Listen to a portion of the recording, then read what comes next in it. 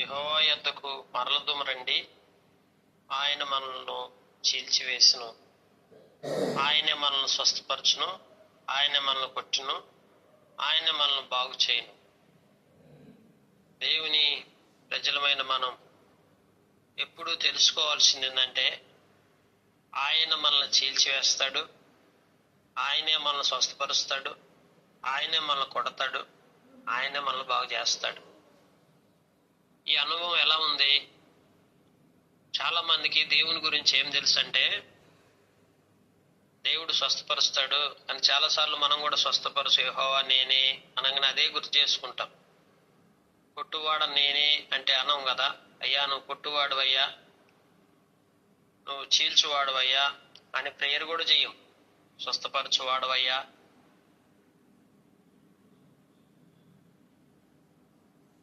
కనికరం చూపించువాడువయ్యా అంటాం. ఉగ్రత చూపువాడువయ్యా, గాయపరిచేవాడువయ్యా, కొట్టేవాడువయ్యా, చీల్చివేసేవాడువయ్యా అనం. ఎందుకని? వాస్తవికంగా దేవుడికి రెండు అనుభవాలు ఉంటాయి. రెండు అనుభవాలు అంటే, అవిధేయతకు మనం చోటిస్తే తప్పకుండా దేవుడు మనల్ని శిక్షకి, చీల్చివేయటానికి, కొట్టడానికి చాలాసార్లు మనం ఏం తలుస్తామంటే, దేవుడు అంటే ఒకే అనుభవం, మనం సరైన జీవన విధానాన్ని కలిగి ఉండి దేవునికి నమ్మకస్తులుగా జీవిస్తూ విధేయత కలిగి జీవిస్తున్న వారిని, అవిధేయంగా జీవించే వారిని ఇద్దరిని ఒకలాగే చూడమంటాడా దేవుడు? ఎప్పుడు అలా చెప్పడు. ఆయన విధానం కూడా అది కాదు. దేవుని బిడ్డలారా, గమనించినట్లయితే ఇక్కడ ఆయన వద్దకు మనం ఏం చేయాలి? మరలాలి.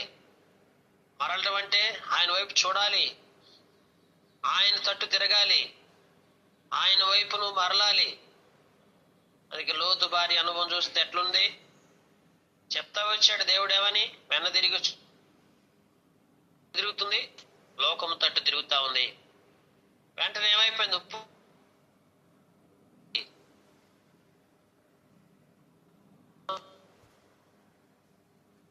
బలహీనతలు, పాపం మనల్ని దేవుడి తట్టు తిరగకుండా దేవుని సన్నిధి నుంచి మనల్ని దూరం చేసేస్తుంది. దేవుని సన్నిధి నుంచి మనం ఎప్పుడైతే దూరం అయిపోతామో, అదే మనం ఆత్మీయంగా పాపమునకు, చెడుతనానికి చోటిచ్చిన వారు ఉన్నాం. దేవుని బిడ్డలారా, గమనించ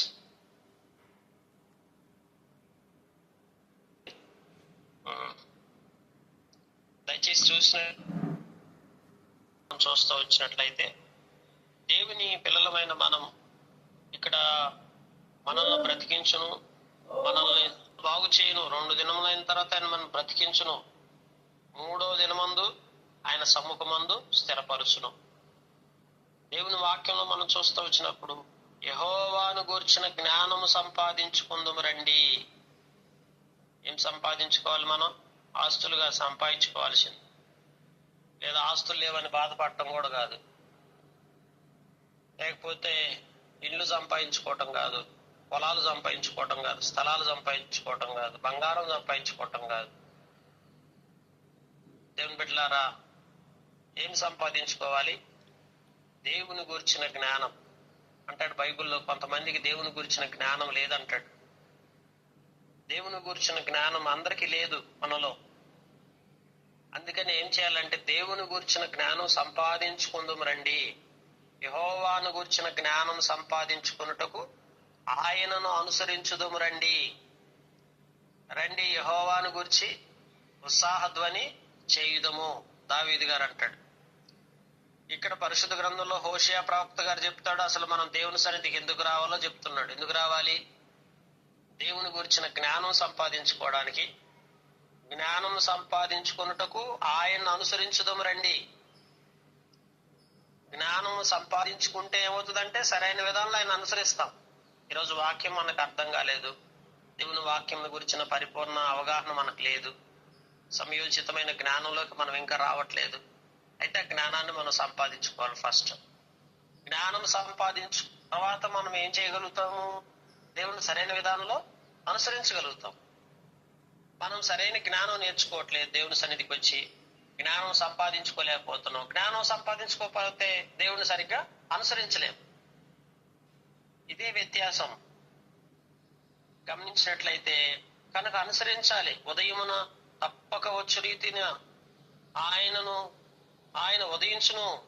ఉదయమును తప్పక వచ్చు రీతిన ఆయన ఎట్లా వస్తాడు? మనం పొద్దున్నే లేవగానే, ఇప్పుడు చూడండి ఉదయం ఎట్లా వచ్చింది, దాని అంతటా అదే ఉదయం వచ్చేస్తుంది, తెల్లారిపోతుంది ఆటోమేటిక్ గా. రేపు తెల్లారటానికి మనం ఏమైనా యాక్షన్స్ తీసుకోవాలా, మనం ఏమైనా ఆలోచించాలా? అవసరం లేదు. ఆటోమేటిక్ తెల్లారిపోతుంది, ఉదయం వచ్చేస్తుంది. ఎట్లయితే ఉదయం తప్పక వస్తుందో ఆయన కూడా మన మీద ఉదయిస్తాడు. ఎప్పుడైతే ఆ జ్ఞానాన్ని సంపాదించుకొని ఆయన మనం అనుసరించడం ప్రారంభిస్తాము, ఆయన తట్టు తిరుగుతాము, అప్పుడు ఆయన మన మీద ఉదయించడం ప్రారంభిస్తుంది.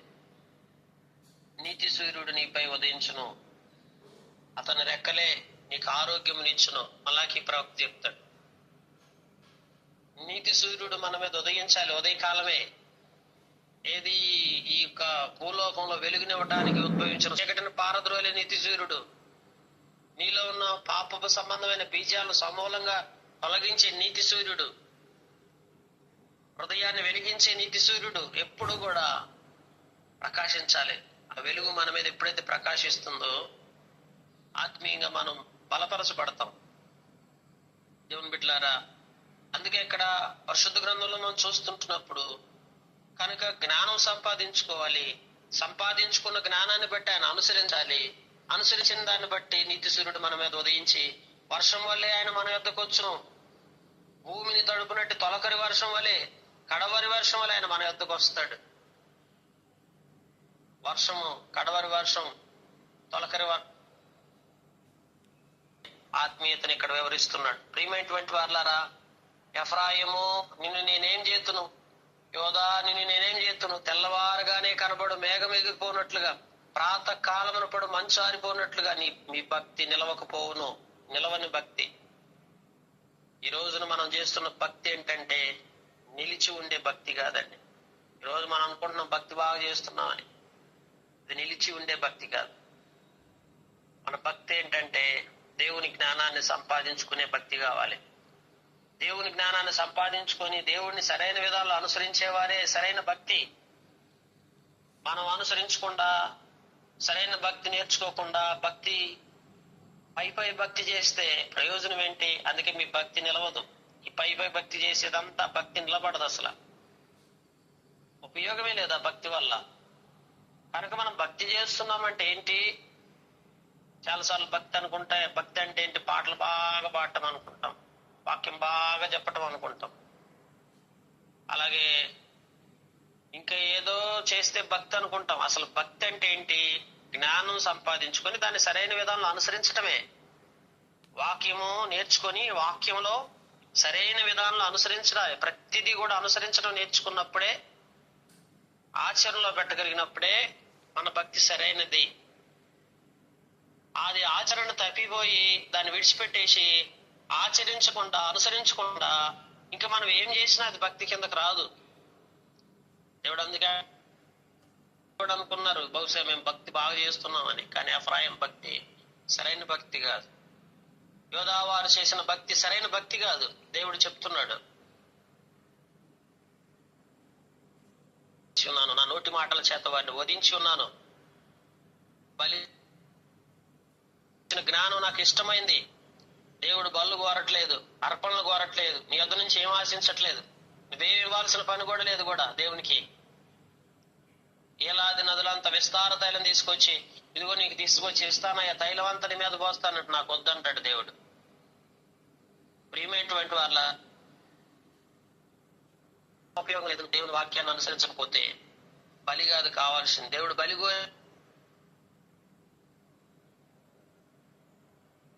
విషయంలో ఇస్సాకును బలిగా అర్పించడానికి దేవుడు అబ్రాహాం నుంచి బలి కోరలేదు. మరి దేనికి కోరుకున్నాడు? అబ్రాహాం సరైన భక్తి నేర్పించ, ఏదైనా ఇలా ఉండమని అంటున్నాడంటే ఎందుకు ఉండమంటున్నాడు? నేను దేవుని సన్నిధిలోకి వచ్చి చక్కగా దేవుని పని చేయమంటే ఎందుకు చేయమంటున్నాడు? నాకు పని లేదా, నీ పని నేను ఏడ చేశాను అంటాం, కానీ దేవుని పని ఎందుకు తర్ఫీదు ఇది. తర్ఫీదు చాలాసార్లు అనుకుంటాం, అబ్రాహాము ఇస్సాకును బలి ఎందుకు అడిగాడు? ఇస్సాకు బలిగా ఇస్తే సంతోషపడటానికి ఆ దేవుడు ఇస్సాకును బలి ఇవ్వమని అడిగింది. లేకపోతే ఆ జ్ఞానం ముఖ్యం. దేవుని గురించిన జ్ఞానం మీలో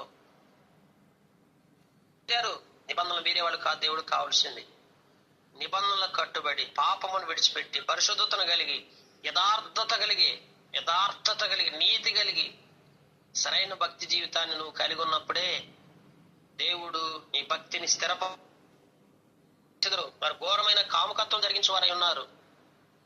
బందిపోటు దొంగల వలె నరహత్యలు చేసేవారుగా, కాముకత్వం జరిగించేవారుగా. ఘోరమైన సంగతి ఒకటి నాకు కనబడును, ఎఫ్రాయిముల వ్యభిచార క్రియలను అభ్యాసం చేసేది ఇశ్రాయేలు వారు తమను తాము అపవిత్రపరచుకొనిదురు. కనుక కాముకత్వానికి ఘోరమైన సంగతి ఒకటి కనపడిందంటే ఇశ్రాయేలు వారు ఏంటి? ఎఫ్రాయిముల వ్యభిచార క్రియలు వీరు అభ్యాసం చేస్తున్నారంట. దేవుడు మనల్ని ఎందుకు ఏర్పరచుకున్నాడు? వ్యభిచార క్రియలను అభ్యాసం చేయడానిక? ఎఫ్రాయిములు వ్యభిచారం చేసేటువంటి వారు, ఇశ్రాయేలు ఘోరమైన సంగతి ఏంటంటే వాళ్ళు చేస్తున్న వ్యభిచారాన్ని వీళ్ళు కూడా అభ్యాసం చేస్తున్నారు. తిరిగి రప్పించినప్పుడు ఓ యోధా అతడు దేని కొరకు ఇలా ఉదయకాల సంబంధు రక్షించబడ్డామంటే, దేవునిలో ఉన్నామంటే దేవుని కొరకు ఎందుకు దేవుడు మనం రక్షించున్నాడు? అయ్యా ఉద్దేశం ఏంటి? ఏమి కోరట్లా నీ నుంచి దేవుడు? నువ్వు ఏమి ఇవ్వాల్సిన పనిలేదు దేవుడికి. నువ్వు సరైన విధానంలో దేవుడిని అనుసరిస్తే చాలు. ఇంతకంటే మించి దేవుడు నీ నుంచి ఏం ఆశించట్లా. ఈ సరైన విధానంలో దేవుడిని అనుసరించడం కోసమే నీ నుంచి ఏదైనా కోరుతున్నాడు దేవుడు. ఎందుకంటే ఏదైనా మన నుంచి దేవుడు కోరుతున్నాడంటే, ఎందుకు కోరుతున్నాడంటే ఆయన నువ్వు ఇస్తే, నువ్వు ఇవ్వకపోతే, నువ్వు సమయమైనా లేకపోతే నీ ప్రాణాత్మ దేహాలైనా నీకున్నవి ఏవైనా దేవుడికి అర్పిస్తావా లేదా అని ఎందుకు దేవుడు నిన్ను నుంచి ఎదురు చూస్తున్నాడు తెలుసా? నీ నుంచి కోరుకుంటున్న ప్రతి దాంట్లో నీకు సరైన భక్తి నేర్పించడానికి. దైవ జ్ఞానంలో నువ్వు ఎదగాలి, లోకాన్ని విసర్జించాలి, లోకము కంటే దేవుడు ఎంతో శ్రేష్ఠుడని గుర్తెరగాలి, దేవుని కొరకు బ్రతకటం అలవర్చుకోవాలి, దేవుడు ఎంత విలువైన వాడు నువ్వు గ్రహింపులోకి రావాలి. లోకం మీద నీకు జయం ఉండాలి. అపవాదిని, లోకాన్ని నువ్వు జయించి పరిశుద్ధతలో ఉన్నతంగా నిలబడాలి. దేవుని మహిమ నిమిత్తం నువ్వు ఒక మంచి పాత్రకు వాడబడాలి. ఆయనకు ఘనత తీసుకొచ్చే వ్యక్తిగా నువ్వు తయారవ్వాలి. ఇది ఆయన ఉద్దేశం. కనుక జ్ఞానం సంపాదించుకోవటం అంటే ఏంటి? ఇదే. జ్ఞానం ఏమి నేర్పిస్తుంది? మనకి దైవత్వంలోకి మనల్ని మార్పు తీసుకొస్తుంది, సంపూర్ణతలో తీసుకొస్తుంది. దైవ జ్ఞానం లేని వారు సంపూర్ణతలోకి రాలేడు. అందుకే దేవుని సన్నిధిలో నిత్యము ఎందుకు వెళ్ళాలంటే దైవ జ్ఞానాన్ని సంపాదించుకోవడానికి. ఎప్పుడైతే దైవ జ్ఞానం సంపాదిస్తావు, దేవుణ్ణి సరిగ్గా అనుసరిస్తావు. ఎప్పుడైతే దేవుణ్ణి సరిగ్గా అనుసరిస్తావు, లోకం మీద నీకు విజయం వస్తుంది. ప్రతి శరీర కార్యాలను, ప్రతి బలహీనతలను, ప్రతి అపవాది సంబంధమైన దుష్టుని ఆలోచనలను చెరపట్టి జయ జీవితానిలోకి వస్తావు. దేవుని కోరుకున్న విధానం నీలో ఏర్పడుతుంది. ఆ పరిశుద్ధత, ఆత్మీయత నీలోకి వస్తుంది. అందుకే ఉదయకాల సంబంధు, అయ్యా నేను ఎల్లప్పుడూ నీ తట్టు తిరుగుతానయ్యా, నీ సన్నిధిలో ఉంటాను, నీ జ్ఞానాన్ని సంపాదించుకుంటాను, నిన్ను అనుసరిస్తానయ్యా. నాలోకి ఎక్కడ శరీర సంబంధమైన కార్యాలు అభ్యసించకుండా నన్ను కాపాడమని ఉదయకాల సంబంధం దేవుడికి నువ్వు అర్పించుకుంటే దేవుడు నిన్ను బహుగా దీవించి అన్ని విధాలుగా ఆశీర్వదించుకుంటూ వస్తాడు. ఆ రీతిగా దేవుడు మనల్ని దీవించలాగా దేవుడి మాటలు దీవించి మన గ్రహింపులో తీసుకొచ్చి మనకు సహాయం చేయనుగాక.